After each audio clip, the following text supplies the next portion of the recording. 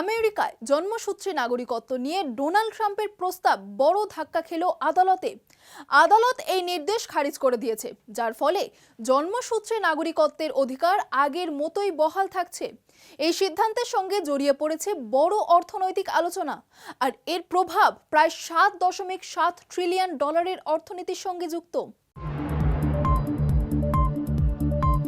আমেরিকায় জন্মসূত্রে নাগরিকত্ব নিয়ে ডোনাল্ড ট্রাম্পের প্রস্তাব বড় ধাক্কা খেল আদালতে।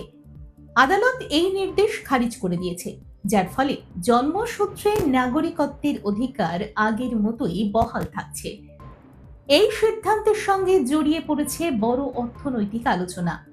বিশেষজ্ঞদের মতে এর প্রভাব প্রায় 7.7 ট্রিলিয়ন ডলারের অর্থনীতির সঙ্গে যুক্ত।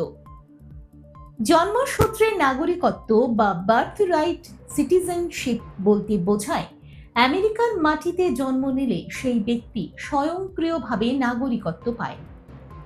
ট্রাম্প প্রশাসন এই নিয়মে পরিবর্তন আনতে চেয়েছিল, বিশেষ করে অবৈধ অভিবাসীদের সন্তানদের ক্ষেত্রে।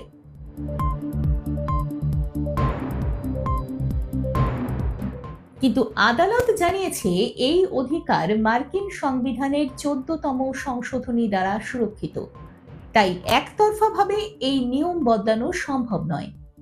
এই রায়ের ফলে লক্ষ লক্ষ মানুষের নাগরিকত্বের অধিকার অটুট থাকল। অর্থনীতিবিদদের মতে জন্মসূত্রে নাগরিকত্ব বজায় থাকলে ভবিষ্যতে কর্মসংস্থান, কর আদায় এবং উৎপাদনশীলতায় বড় অবদান আসবে। একটি সমীক্ষা অনুযায়ী এই জনগোষ্ঠী আগামী কয়েক দশকে প্রায় 7.7 ট্রিলিয়ন ডলারের অর্থনৈতিক মূল্য তৈরি করতে পারে।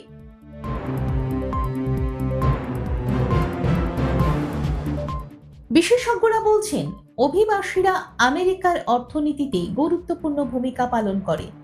তারা নতুন ব্যবসা তৈরি করে, শ্রমবাজারকে শক্তিশালী করে এবং কর ব্যবস্থায় অবদান রাখে। তাই এই সিদ্ধান্ত শুধু আইনি নয়, অর্থনৈতিক দিক থেকেও গুরুত্বপূর্ণ। সব মিলিয়ে আদালতের এই রায় আমেরিকার অভিবাসন নীতি ও অর্থনীতির জন্য বড় বার্তা। জন্মসূত্রে নাগরিকত্ব নিয়ে বিতর্ক থাকলেও আপাতত এই অধিকার আগের মতোই বহাল থাকছে।